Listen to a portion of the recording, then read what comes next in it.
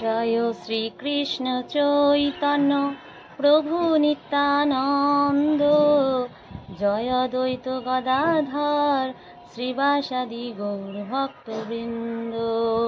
হরে কৃষ্ণ, রাধে রাধে। সামনে আসতে চলেছে গৌর পূর্ণিমা বা দোল পূর্ণিমা মহোৎসব। তো এই দোল পূর্ণিমা বা গৌর পূর্ণিমা মহোৎসবে আমাদের অবশ্যই ভগবানের অর্থাৎ ভগবান এই কলিকালে যে রূপ নিয়ে এসেছেন সেই রূপে তিনি কোন বাল্যলীলা সাধন করেছেন তা অবশ্যই আমাদের শ্রবণ করা উচিত। তো আজকে আমি সংক্ষিপ্তভাবে ছোট ছোট কয়েকটি বাল্যলীলা আপনাদের সামনে তুলে ধরতে যাই, যা অত্যন্ত সুমধুর, যা শুনলে মন তৃপ্ত হয়ে যায় এবং ভগবত প্রেম লাভ হয়ে থাকে।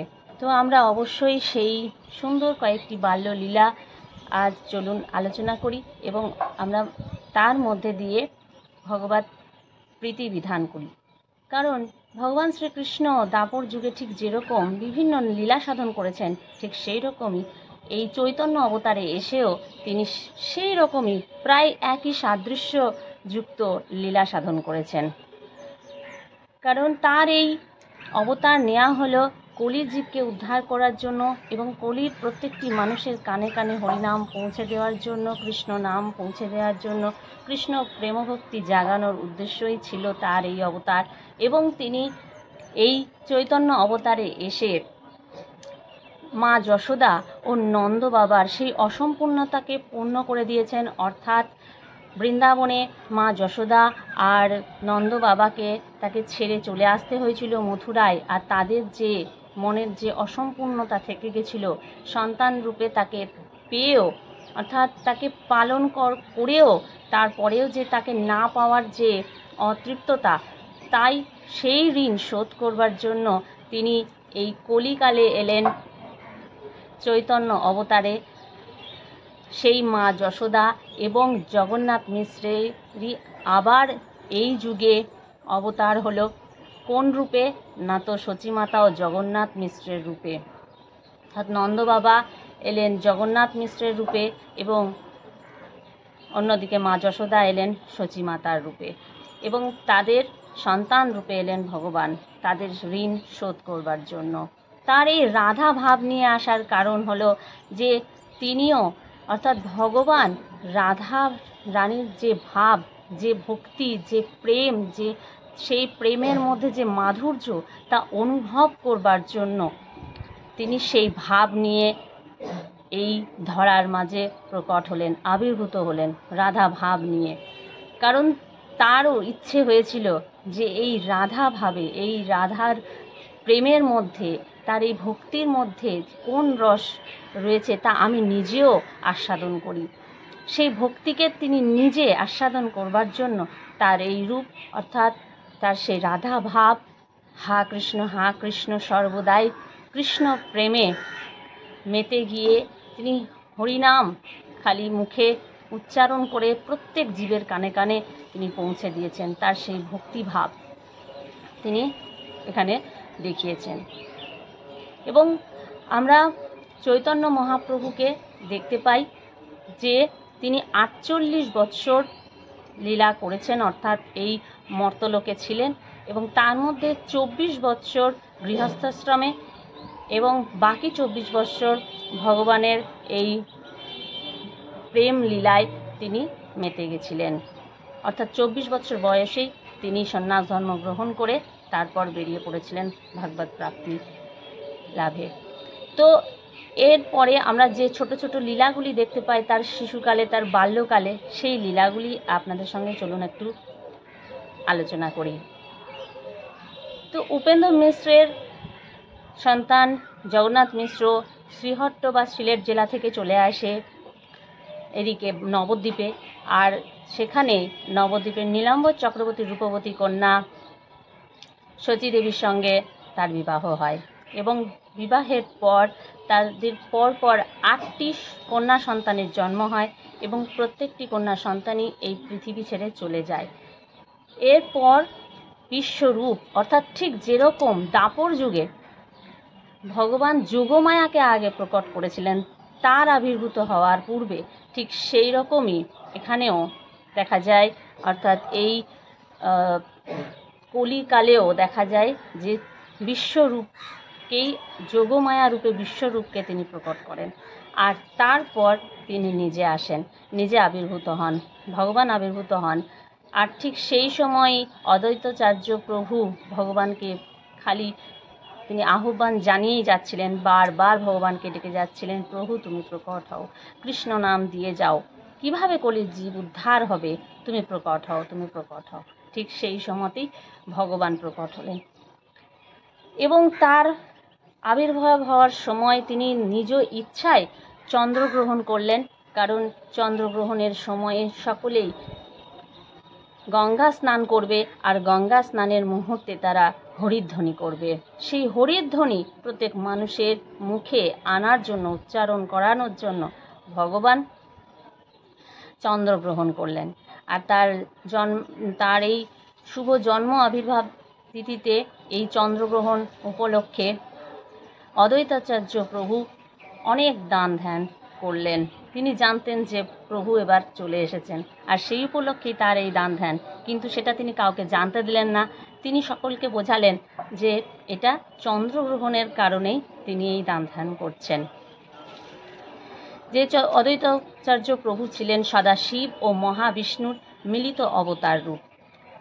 আর তারপরে এদিকে ভগবান আবির্ভূত হওয়ার পর ছোট্ট ছোট্ট সেই লীলাগুলি হতে লাগলো। ঠিক যেরকম দাপুরে ভগবান বিভিন্ন লীলা করেছেন, ঠিক সেই রকমই এই কলিতেও চৈতন্য রূপে এসে অনেক বাল্যলীলা তিনি করলেন।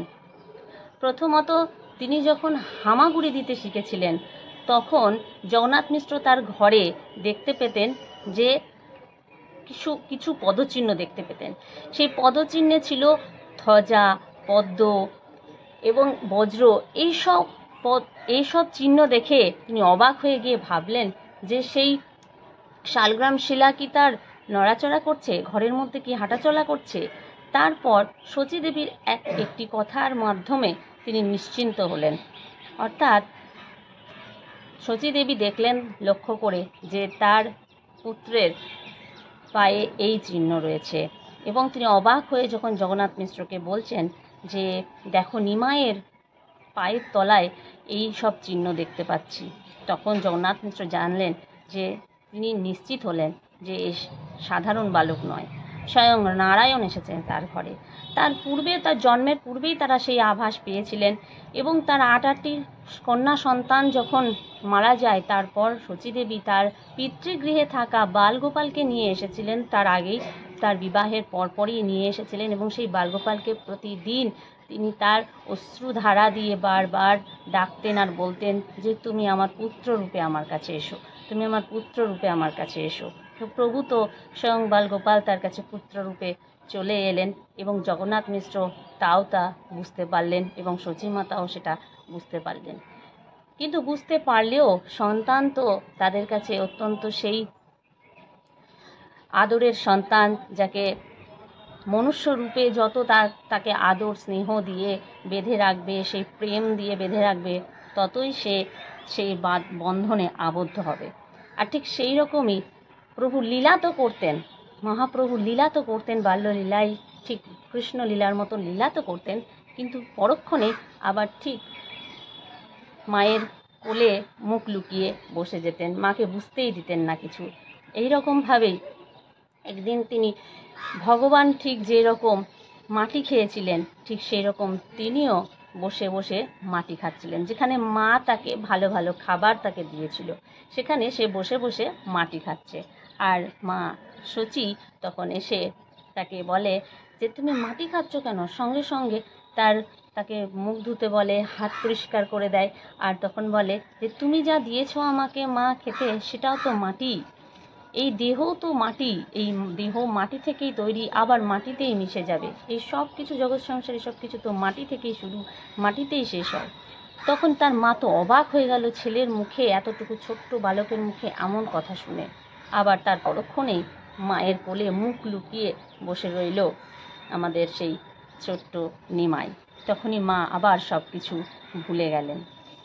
তো এইরকমভাবে অনেক ছোট ছোট লীলা আমরা দেখতে পাই শ্রীমন মহাপ্রভুর। একবার 2 চোর এসেছিল আর নিমাইয়ের সারা দেহে দামি অলংকার পরা ছিল। এই দামি অলংকার পরিধান করানো নিমাইকে দেখে তাদের ভীষণ লোভ হলো। তারা ভাবলো যে এই ছোট্ট শিশুটিকে এখান থেকে অপহরণ করে নিয়ে চলে গেলে তার এই দামি অলংকারগুলি তারা পেয়ে যাবে। আর সেই চোর দুটি নিমাইকে কোলে করে নিয়ে ছুটে পালানোর চেষ্টা করলো। কিন্তু তারা অনেক দূর গিয়েও আবার সেই ঘুরে ফিরে জগন্নাথ মিশ্রের ঘরের সামনেই এসে পড়ল। বারবার তারা যেই পথেই যায় সেই পথেই কিন্তু ঘুরে ঘুরে এসে সেই জগন্নাথ মিশ্রের ঘরের সামনে এসেই পৌঁছে যায়। অনেক চেষ্টা করেও তারা কিছুতেই নিজেদের পথ কিন্তু চিনতে পারল না। তারা পথভ্রষ্ট হয়ে পড়ল আর সেই ঘুরে ফিরে জগন্নাথ মিশ্রের ঘরের কাছে এসেই পৌঁছালো। তারা বুঝতে পারল এ ছেলে কোনো সাধারণ ছেলে নয়। তাই নিমাইকে তারা সেখানেই রেখে দিয়ে তার চরণে প্রণাম জানিয়ে তার কাছে ক্ষমা ভিক্ষে চেয়ে সেখান থেকে চলে গেল। তো এই রকম একটি সুন্দর লীলা আমরা চৈতন্য চরিতামৃত থেকে জানতে পারি। এরপরে আরও একটি সুন্দর লীলা যা আপনাদের আমি শ্রবণ করাবো। গঙ্গার ধারে অনেক কিশোরী মেয়েরা, অবিবাহিত মেয়েরা শিব পূজা করত। তারা যখন সকলে মিলে এসে শিব পূজা করত তখন ছোট্ট নিমাই সেখানে গুটি গুটি পায়ে গিয়ে সেখানে বসে পড়তো আর বলতো যে তোমরা আমাকেই পুজো করো। আর ভগবান শিবের জন্য এনে রাখা পুষ্প, মাল্য, চন্দন সব কিছু সে নিজেই ধারণ করে নিত। সে সেই মালা গলায় তুলে পরে নিত, সেই চন্দন গোটা গায়ে মেখে নিত আর বলতো যে ভগবান শিব এবং যে দেবদেবীরই তোমরা পূজা করো সবাই আমার দাস দাসী, তো এরা আমার পুজোতেই বেশি তুষ্ট হবেন, তো আমার পুজো তোমরা করো তো সকলেই তোমাদের প্রতি তুষ্ট হবে। আর তোমরা যদি এই শিবের মতন বর পেতে চাও তাহলেও তোমরা আমাকেই পুজো করো। তো এরপরে সে নিজেই সেই মালা গলায় পরে নিত, সেই চন্দন মেখে নিত, সেই নৈবেদ্য গ্রহণ করে নিত, সেই সন্দেশ পূজার জন্য আনা ফল মূলাদি সে সব কিছু নিজে গ্রহণ করে নিত। আর যেসব মেয়েরা তার এইসব কথা শুনতো, শুনে অবাক হয়ে যেত, আর যখন তাদেরকে নিমাই আশীর্বাদ করে বলতো যে আমি তোমাদের বর দিচ্ছি যে তোমাদের খুব ভালো বিয়ে হবে, খুব ভালো বর হবে, খুব ভালো তোমরা পুত্র সন্তানের অধিকারী হবে, পুত্র সন্তানের মাতা হবে, সুসন্তান লাভ করবে তোমরা, তখন এইসব কথা শুনে সেই সকল মেয়েরাই কিন্তু মোহিত হয়ে পড়তো আর তাকে আদরে সব কিছু দিয়ে দিত, তারই পূজা সত্যি সত্যি করতো। তো এইরকমভাবে যখন সকলেই তার পূজা করতো তখন নিমাই তাদের বর দিত, আশীর্বাদ করত। আবার অন্যদিকে যখন কেউ এসব নৈবেদ্য ফুল তাকে দিতে চাইতো না, নিয়ে চলে যেত, তো তাদেরকে ডেকে ভয় দেখাতো যে তোমাদের 7 সতীনের ঘরে বিবাহ হবে। এইসব ভয়ে তারা তাড়াতাড়ি করে আবার নিমাইকেই এইসব ফুল, পুষ্প, ফল সব কিছু তারা নিবেদন করে দিত, নিমাইকেই তারা দিয়ে যেত আর তার পূজা করে যেত। এরকম বিভিন্ন লীলা সাধন করেছেন ভগবান আমাদের এই কলিকালে এসেও। তো এইসব আমরা লীলা যদি শ্রবণ করি তা আমাদের মধ্যেও কিন্তু ভগবত প্রেম জেগে ওঠে। তো অবশ্যই আমাদের কিন্তু এই গৌর পূর্ণিমায় এই কাহিনীগুলি শ্রবণ করা উচিত, যার মধ্যে দিয়ে আমরা কিন্তু রাধা ও গোবিন্দ উভয়েরই কিন্তু সন্তুষ্টি বিধান করতে পারি, কারণ তার উভয়েরই মিলিত রূপ হলো এই চৈতন্য অবতার এবং কৃষ্ণ প্রেমভক্তি তিনি দেওয়ার জন্যই প্রকট হয়েছিলেন, আবির্ভাব হয়েছিল তার। তাহলে আমরা যদি তার এই গুণগান করি, তার বাল্যলীলা শ্রবণ করি, তাহলে আমাদের কিন্তু অটোমেটিক সেই কৃষ্ণ প্রেমভক্তি লাভ হয়ে যেতে পারে।